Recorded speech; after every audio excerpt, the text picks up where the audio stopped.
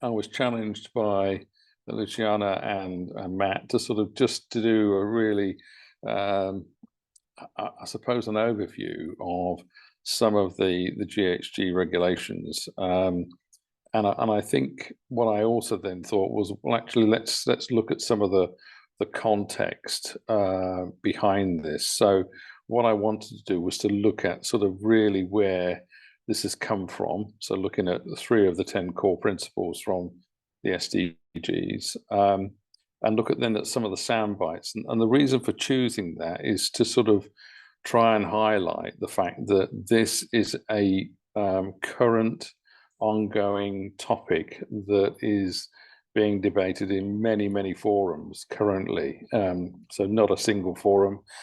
It's certainly not, I'll call it, connected necessarily, which is one of the challenges that we'll have within procurement and supply chain in terms of how we then respond.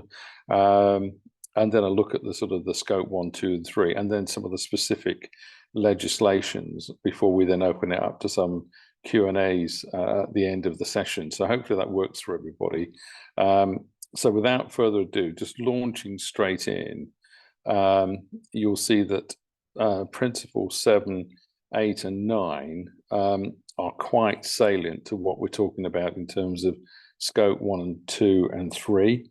So when we look at the need for businesses to support what they call a precautionary approach to environmental challenges. So what this is saying is there should be some very conscious decisions around how we choose, select, source, and integrate people within our supply chains or our supply networks, whichever way we want to term them, because there is a huge amount of connectivity with activity within the supply chain, and then therefore I'll call it the consequences that then follow in terms of those selections. And that then leads directly then into principle 8, which is about undertaking initiative to promote greater environmental responsibility. So SDG 12, responsible consumption and production.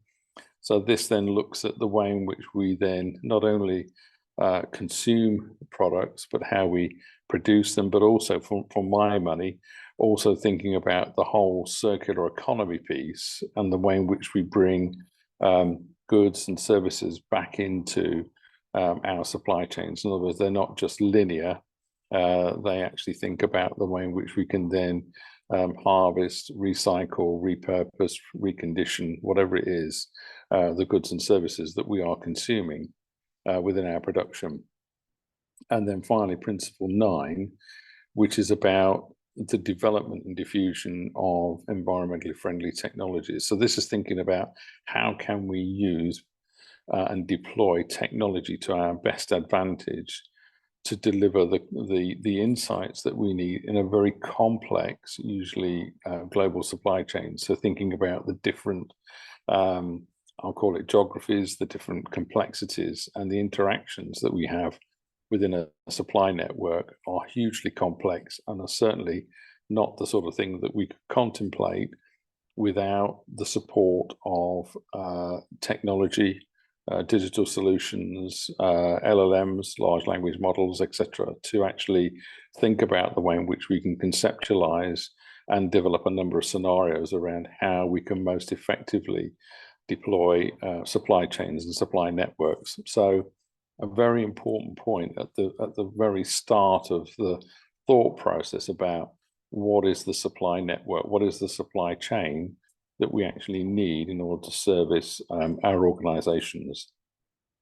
So if we move on from there, I wanted to look at something that came from the sort of the decarbonizing of one of the top 3 effectively highest emitting sectors, which is transport and mobility, and the challenge that has been set into that particular sector. And you know, just look at some of the numbers in terms of, you know, a 91% cut in emissions is no small ask of any particular sector. So this is the scale of the challenge. And if you think about it logically, we have literally a quarter of a century left in order to be able to actually achieve that target. And that means that we're going to have to make some very, very, how can I put it, clear and decisive moves and decisions within our supply networks if we're going to achieve those kind of targets.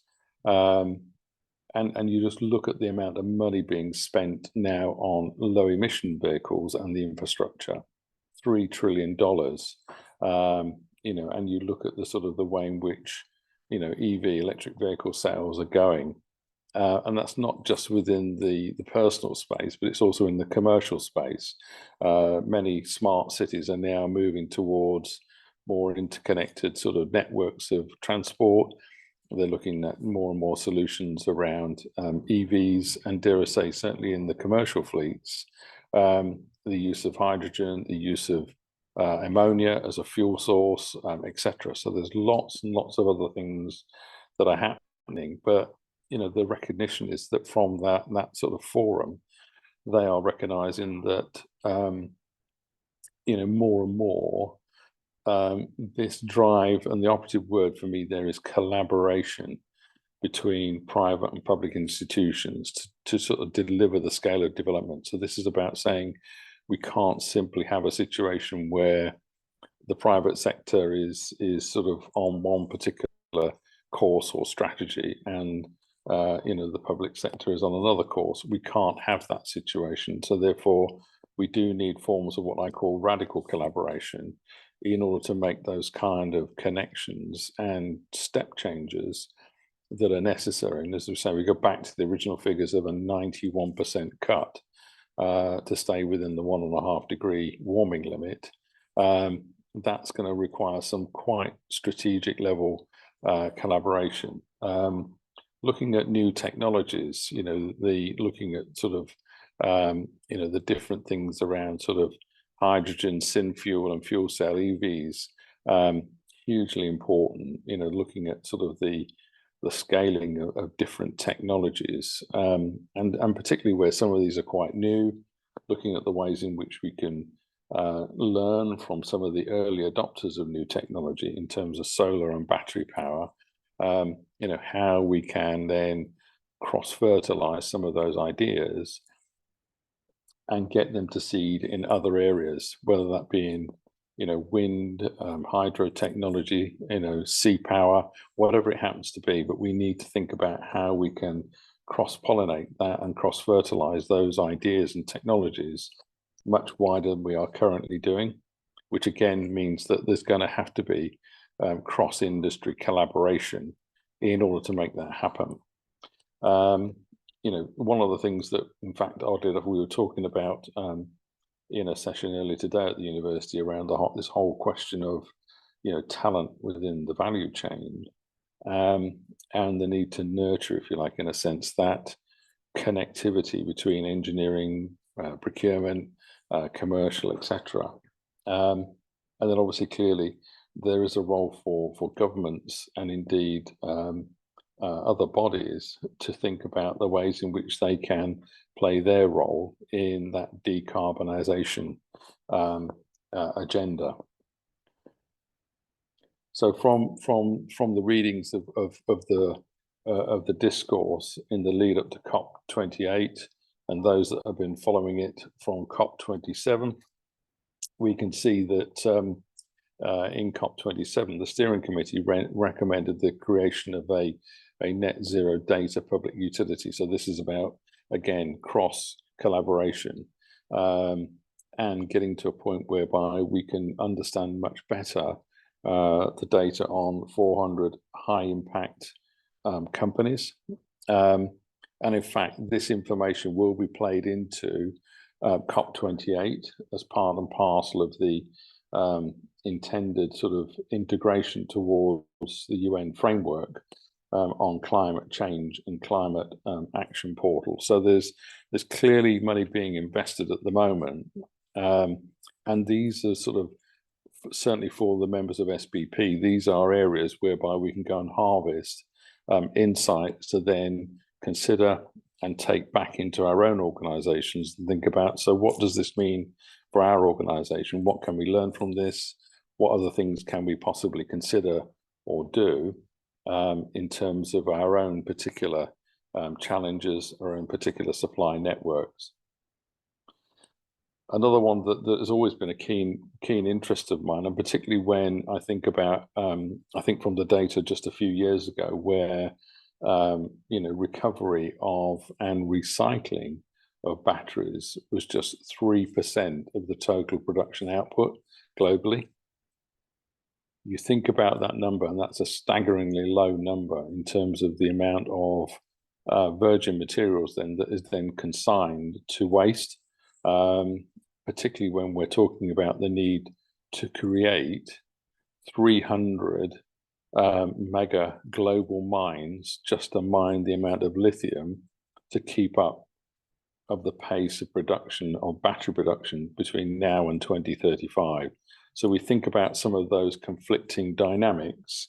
Clearly, we've got some real challenges, and that's why, for me, the whole sort of focus on that from the World Economic Forum in terms of this need to decarbonize road transportation in particular, and keeping global emissions on track is hugely important. Again, look at some of the numbers here in terms of the utilization of batteries avoid 0.4 gigatons of CO2 emissions in transport, which will then avoid a further 2.2 gigatons in terms of reduction of Scope 3 emissions, greenhouse gas emissions, that is, by 2030.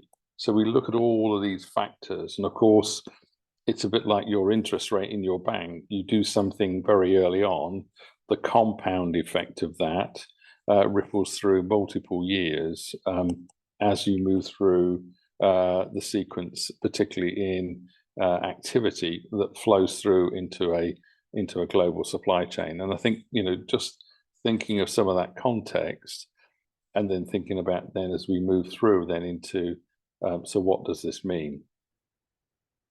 So looking at Scope 1, 2, and 3, what we can see is that, it's a multi-level sort of approach. It's not a singular approach. But like I say to most people, the really, really important thing is to think about how you're going to baseline your supply chain right from the outset. And therefore, this doesn't mean to say that you simply stop sourcing from a particular country or a particular supplier. But what it might mean is, and again, a good example that I worked on recently was looking at sourcing some goods from China. We found that actually by moving the region and where the production was centered from a coal-fired power stations, set of power stations, to power stations that were hydro power stations, we could then affect, if you like, in a sense, the Scope 3 emissions quite significantly by simply saying we can do this a different way. We can actually change the source of energy, but still receive goods and services from a geography that provides us with the right goods and services at the right cost point to feed into our supply chain. So some of those things do need to be worked through in detail, but what it means is that the way in which we critically think about them is really part of the substance of what we should be doing within procurement and supply chain. So not just a knee-jerk reaction, but actually,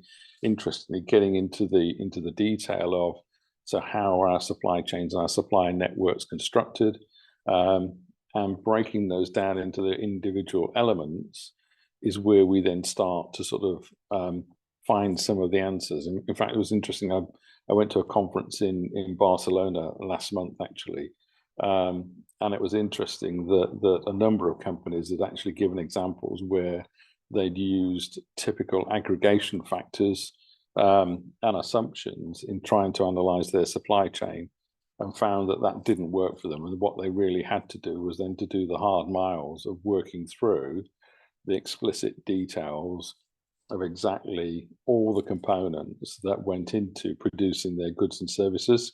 And it's through this technique that they then recognized that there was opportunities for them within the supply chain. And often not, as I say to people, by doing the right thing, invariably we end up sort of taking a more of a value-based approach to our supply networks.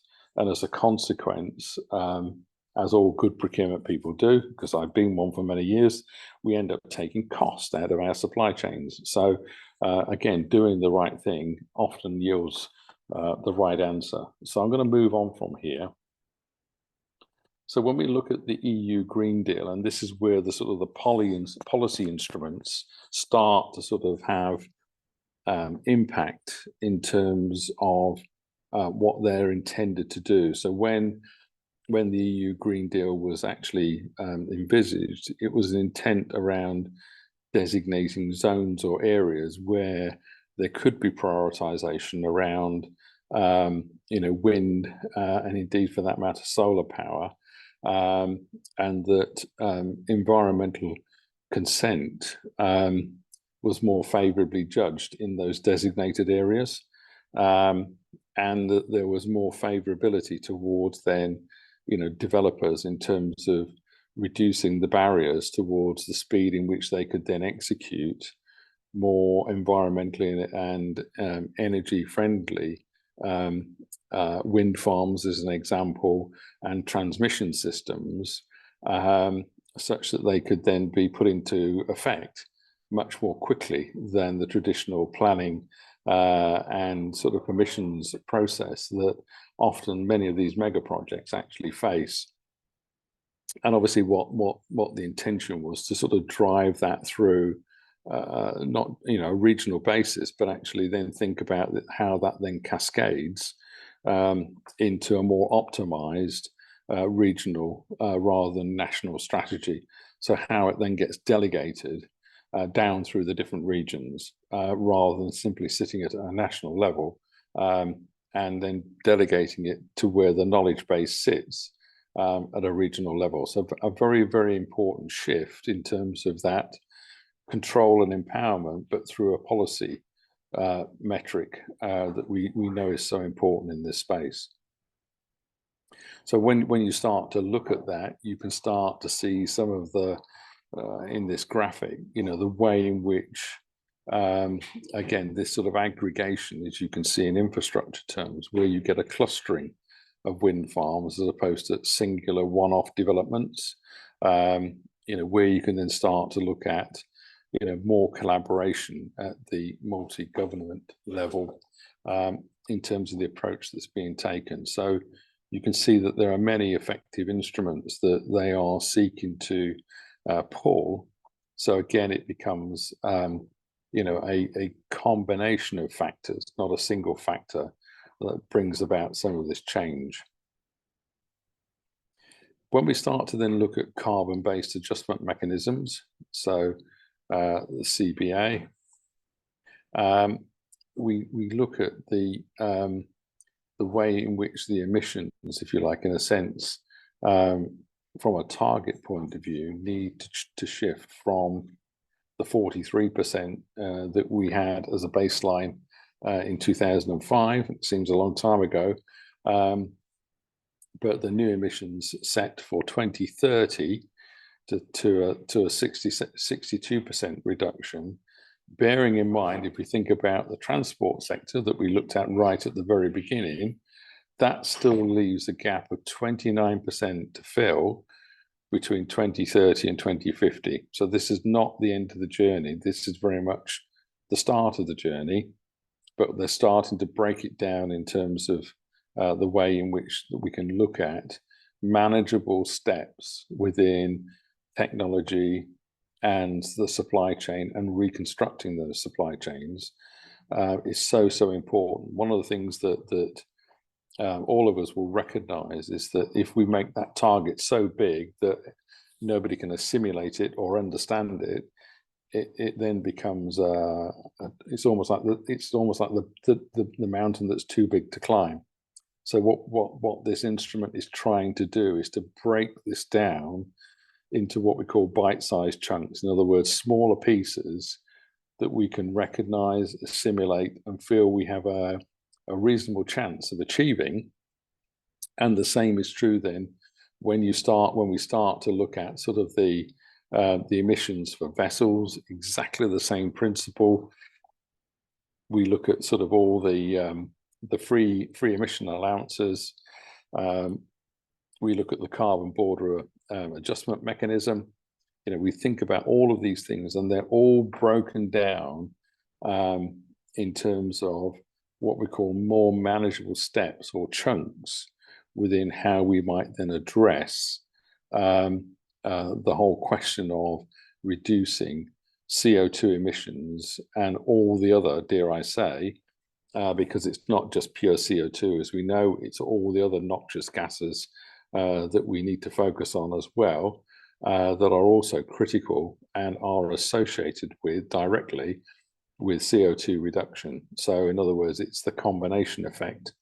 But as you can see, you know, even in the way in which the innovation fund is set to increase from, you know, the 450 million to 575 million of fiscal allowances, and you know, this inline increase in the modernisation fund. So this is intended to be grants and supplements that incentivise organisations to reduce and invest in. So not just, you know, it pays for the whole scheme, but it's meant as more as a complementary or joint investment type approach to encourage organisations to take those steps to actually think about in real terms how they effectively decarbonize their supply chains, whether that's direct or indirect.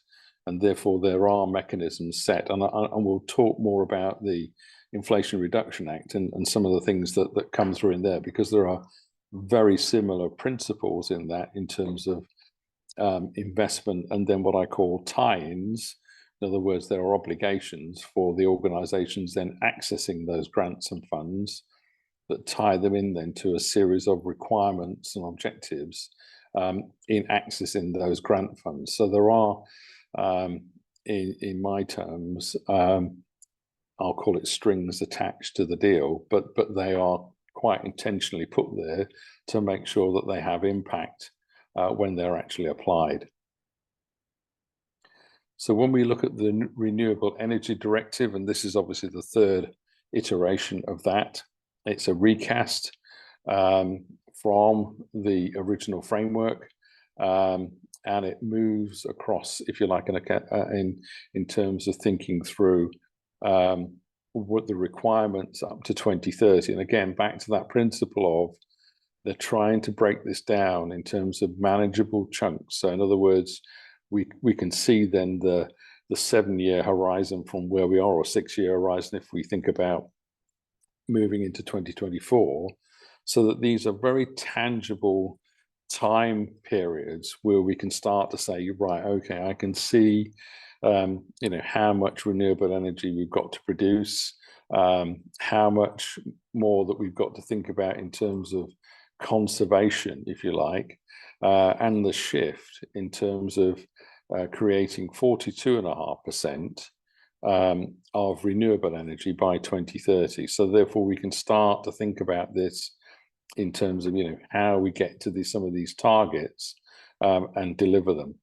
Equally so, what you can also see is that there are, I'll call it stretch targets, if you put it in procurement terms, for the non-binding parts of what the EU is trying to achieve in getting to that sort of, I'll call it, think of it as a band or a range between 45 to 55% reduction in greenhouse gas emissions.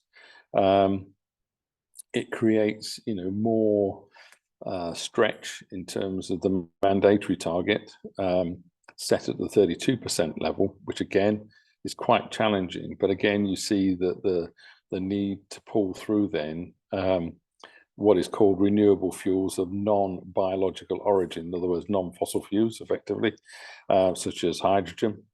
And the fact that they're now saying that actually they want a combined sub-target of 5.5% for advanced biofuels. So again, thinking about it's almost like the composition, if you like, and some of the levers that they're expecting industry and policymakers, dare I say, at a regional level to pull in order to get to these sort of minimum levels that they're looking for, recognizing the fact that, as I said, there is still quite a gap to close between 2030 and 2050. So we can't lose sight of that overall end goal, but this is breaking it down to say this is what we're looking for effectively in the next 6 years. So see these as being part and parcel of a staged plan that goes over multiple years, and that this is the almost, if you like, you probably could read it as the second part, to be truthful, of that sort of staging of targets that has been set in this context by the EU. So if we then look at the sort of the US Inflation Reduction Act, some people refer to it as the IRA. I prefer not to, because that has other connotations for us living in the UK, as it has a very different meaning. But as you can see, the breakdown in terms of, again, overall, you've got 392.5 billion, to be accurate, spending. But again, it's set in a 6, 7, 8 year lens, if you like. So again, it's been broken down in terms of this is a reasonable horizon in which we can start to think about and plan in terms of investment. And I'll leave that slide on the screen for a few moments, just so you can look at all the different components that have been allocated, in terms of, different investments, in terms of, not just organizational aspects, but also you'll see the residential clean energy credits. So this is about consumers having to access good, clean energy, as opposed to fossil-based fuel energy. So it's shifting the dial because there is a contribution, if you like, from the domestic market as well as the commercial market. So it's looking at different lenses. You'll also see that there is Department of Environment loans and grants. And again, this is about money that's there to stimulate landlords and investors of property to do the right things in terms of pulling through sustainable and renewable energy sources for their developments and things like that. So that there is quite a number of different instruments in this that are part and parcel of that shift. And the recognition, as I said before, is that there is a tie-in for the organizations once they've accessed some of these funds, so that there is an explicit requirement that they then have to invest some of their own money, commit to the journey around renewable energy sources, thinking about decarbonization, thinking about better infrastructure that better represents the capture of energy and energy reduction type technology. But there's a recognition that even at this level of investment, that there's still a significant amount of investment required from the private sector to make the act work. So there is quite some significant things. I think the other thing that is quite important, and it probably talks to one of the things that we all recognise and was part of some of the original commentary, is the upskilling of 90,000 people is obviously a positive outcome, but this whole process of not just educating, but what I would call re-educating people and reskilling people with the skills that are necessary to achieve some of these targets, to achieve this sort of reset, if you like, in terms of how we perform as a society, is hugely important. And as you can see from the the reduction sort of targets, effectively the Act is trying to get to a position whereby, because the start position is much lower for the US, is to get a sort of effectively a doubling of the amount of reductions through the investments that are made in this Act. So it puts an enormous amount of pressure on the renewable energy sector to actually really, collaborate and bring those technologies to the fore.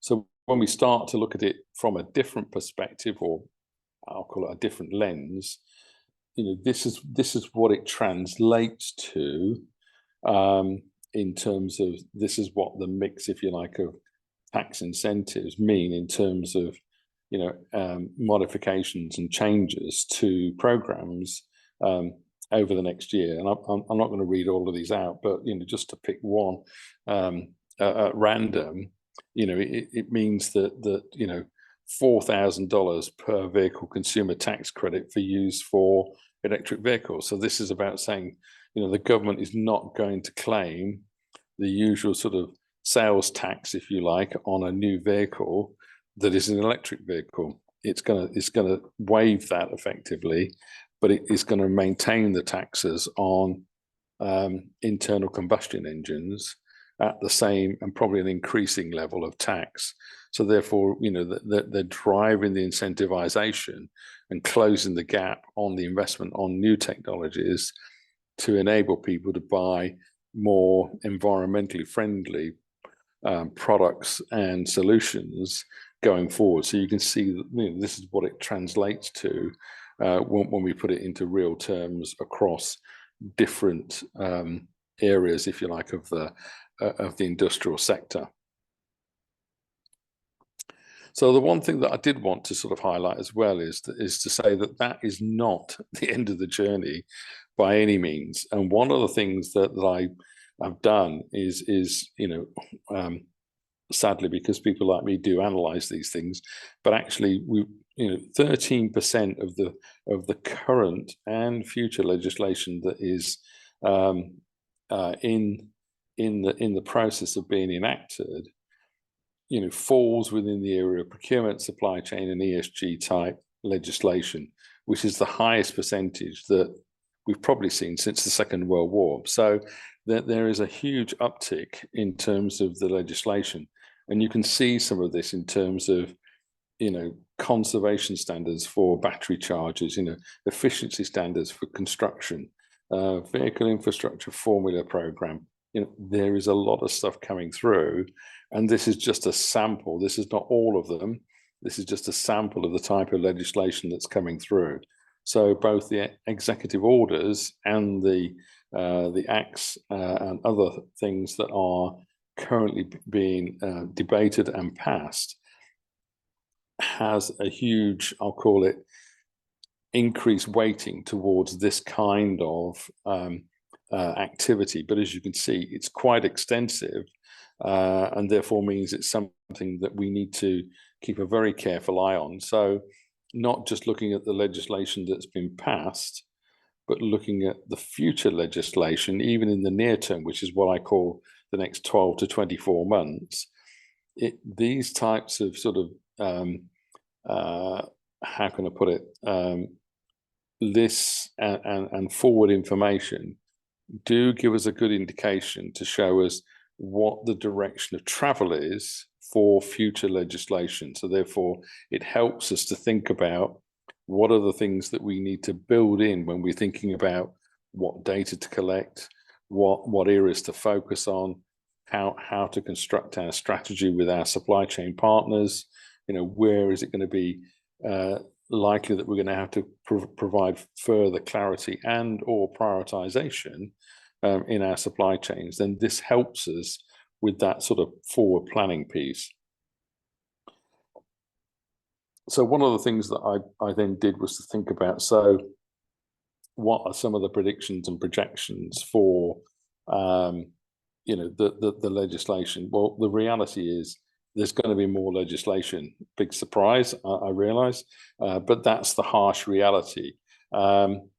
the other one for me is that there is, I'll call it conflict amid the legislation. In other words, it's not perfectly aligned across all jurisdictions. So the reality is that as the legislation comes out and it becomes more comprehensive, it becomes more complex, and particularly with complex global supply chains, where it's quite normal for any goods and products to pass multiple legislative boundaries in the process of being either extracted,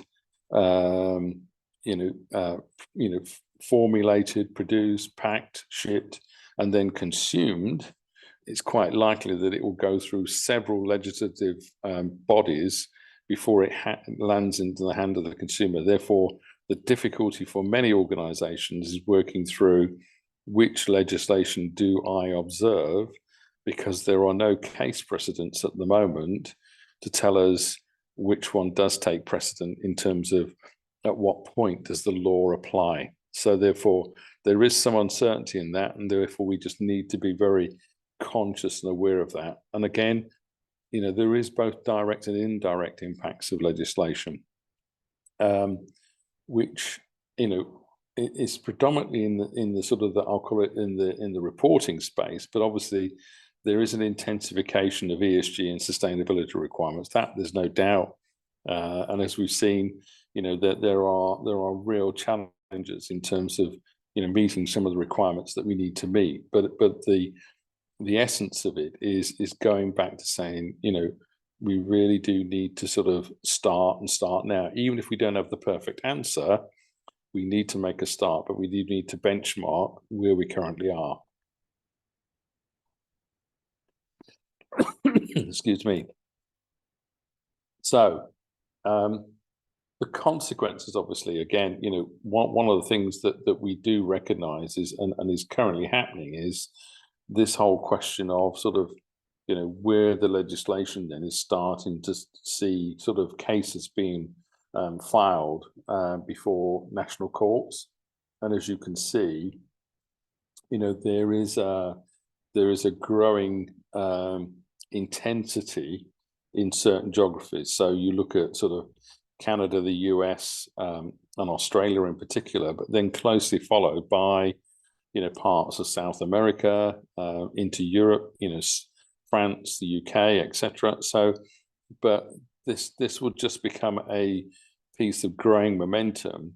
And again, for the very reasons I've talked about before, is which legislation is going to take precedent in a whole supply network, and where is it going to get applied? So this is a graphic I'm just going to leave on the screen for a moment for you to have a look at, because I think what it does is, for me, it gave me a good visual to think about, so how do I think about my supply network and my strategy?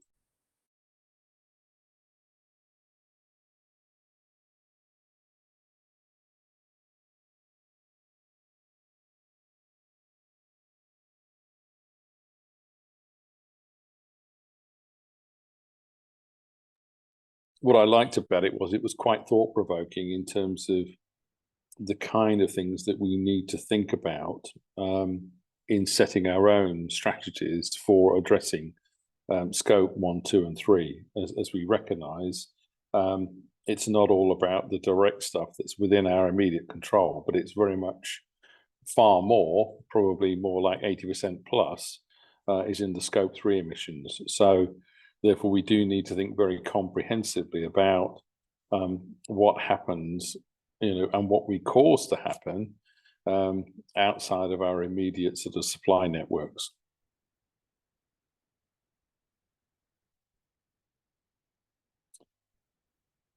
So at that point, hopefully having given you roughly 3/4 of the session as a presentation, I thought I'd leave 10-15 minutes then for a Q&A session. So I'm going to pass back to Matt or Luciana to take over from there.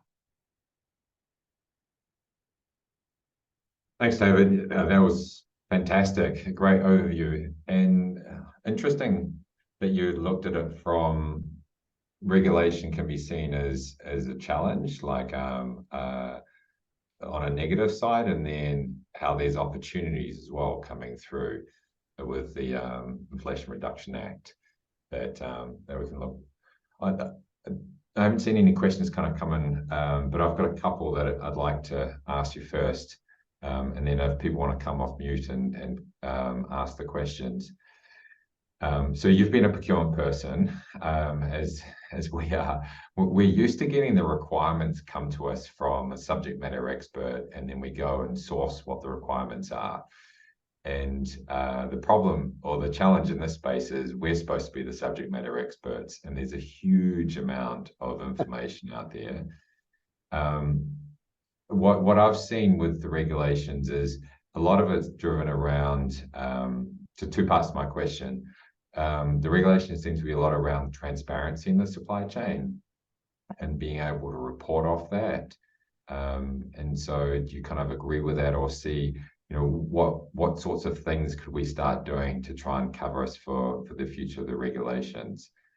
And then is there a way, or do you think that we should be signing up to some sort of subscription-based ability to see all these regulations coming in that affect us, and so how do we kind of sign up to that and then help us kind of keep a sort of a market view on all this? Because otherwise we're not going to be an expert like yourself and be able to spend all the time on it. So if there's in some ways a shortcut that can help us keep across all the regulations coming in. Well, two easy questions for you. Thanks, Matt. Yeah. I mean, I think the harsh reality is that thinking that we can just do this on our own is probably naive thinking, if I'm being perfectly honest. So therefore, that probably comes back to some of the central themes that I put out there, really, which is collaboration has to be the way forward. It can't just be I'm going to do it all on my own, and I'm going to sort of, how can I put it, assimilate all the different data points. I'm going to assimilate all the complexity in my supply chain. I'm going to understand all the legislation. That's just not possible. So I do think that there has to be, how can I put it, a greater level of collaboration, probably beyond, dare I say, that which we are currently comfortable with in procurement as professionals. And I realise that I'm sitting on a procurement forum, but I do think that we're probably at the tipping point whereby I think for the more mature and enlightened organisations, dare I say, I think we're probably at the tipping point where we say, you know what, in this particular space, we'd be far better off pooling our resources and doing that in a way which is clearly not anti-competitive, but at the same time is collaborative and constructive to the point whereby we can begin to sort of assimilate and therefore act upon responsibly with good intent all the legislation, and I guess in a sense the sort of almost, it sounds a bit sort of how can I put it, idyllic, but I think it's about acting with the right intent. And so therefore, again, I think almost perhaps back to your point where we have got this sort of divergence in legislation, almost as a body then being able to sort of stand up and say, you know what, we've analysed all this legislation and this is how we're going to cut through it. This is how we're going to interpret it, and this is our way of making sense of a very divergent set of legislation in order to sort of, at least in some ways, it's a bit like in the area of change, are you better being in control of that change or being a recipient of change?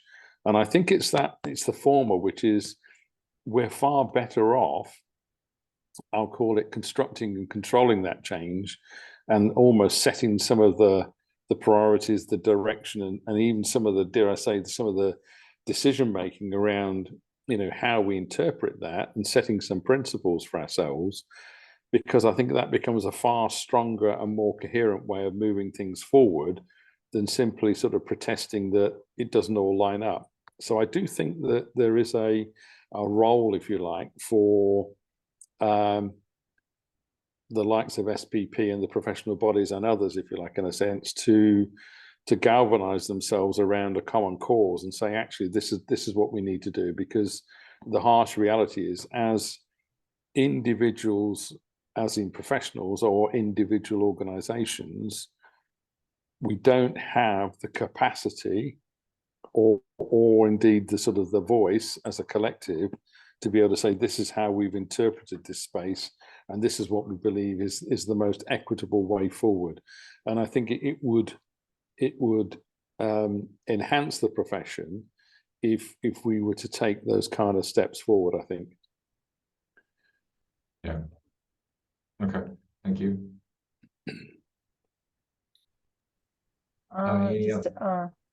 I put here 2 questions that David sent me. David, is there a Trianos Bank, which I don't know it, for EU being set up? And are there any talks around this? And has there been further progress on white reporting framework that is unified and accepted in EU? I think this you said in the end of your presentation, he wasn't.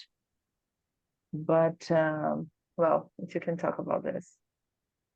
Yeah, I think again, I think this sort of unification of reporting is perhaps a little bit of a panacea in some ways. I mean, the other thing that has happened in the investor space, I think there were something like, I don't know, I may have got my number slightly wrong, but I think there's about 26 different reporting standards, that are used by most institutional investors.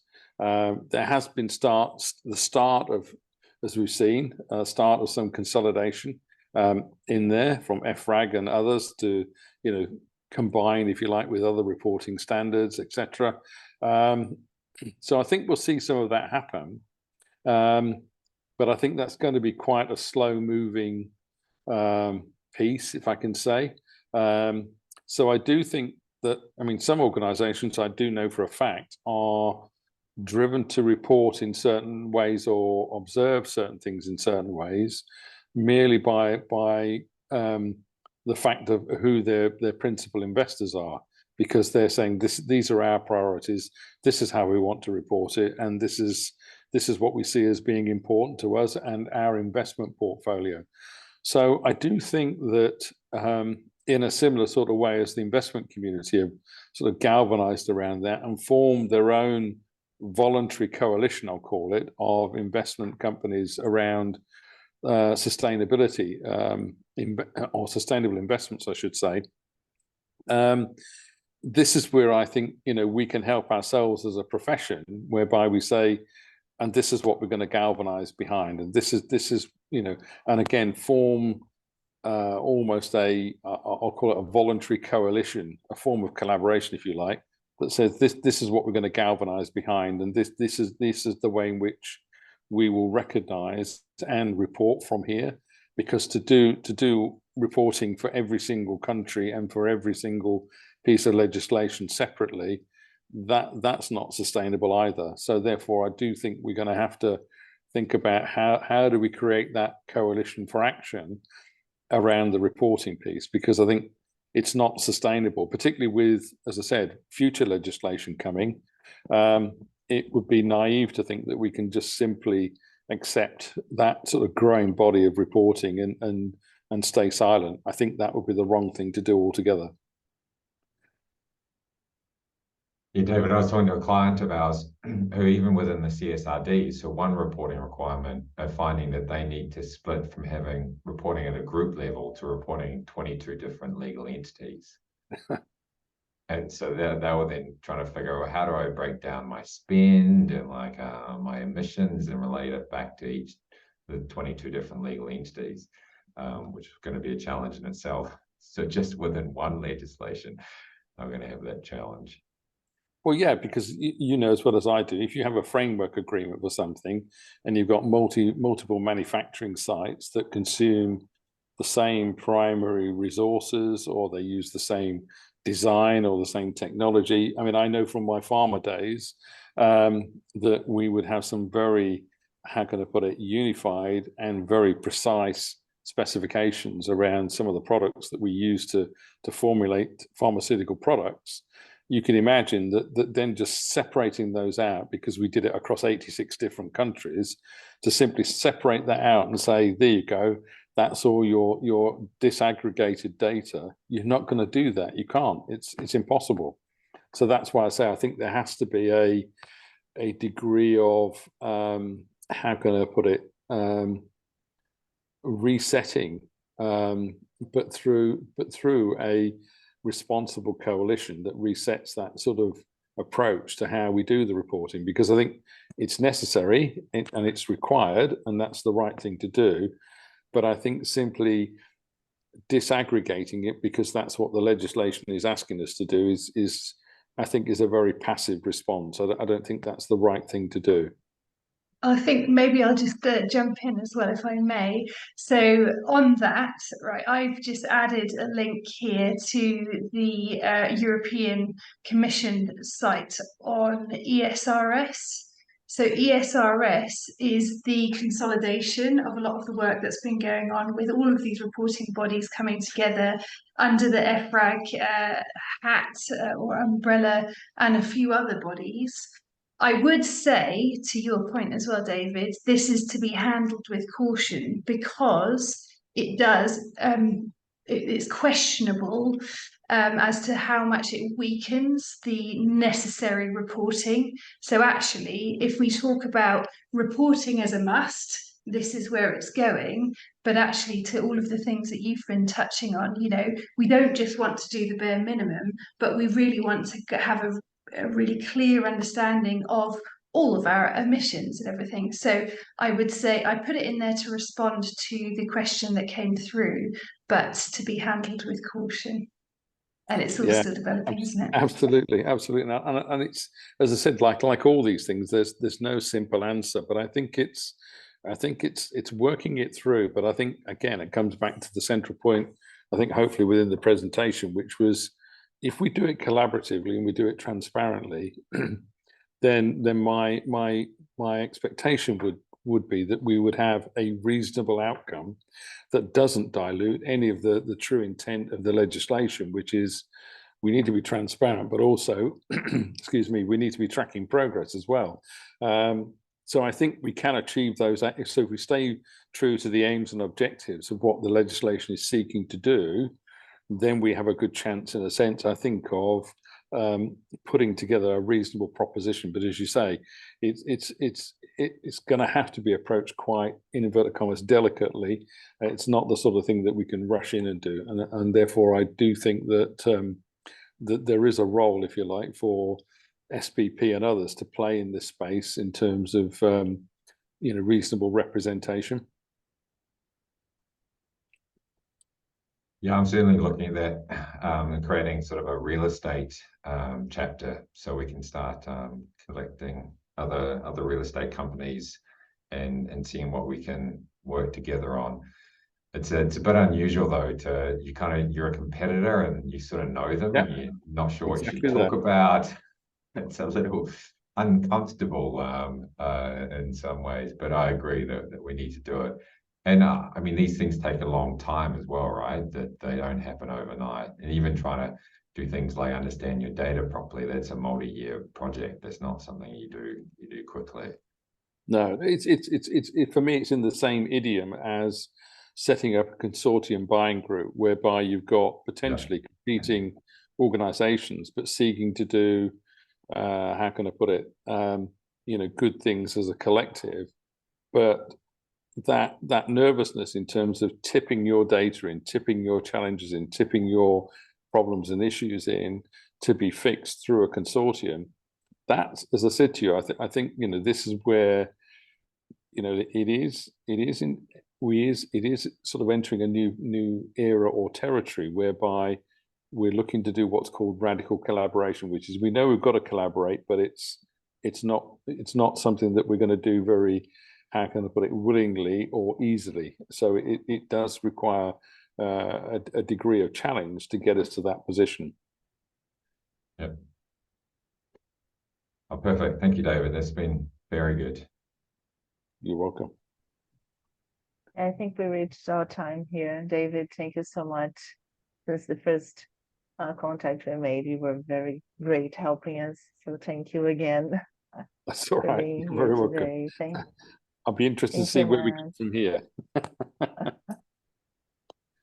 Thank you, Matt. Thank you, Charlotte. Thank you. Thank everybody who was here with us today. Thank you. Thank you. Ciao. Bye bye.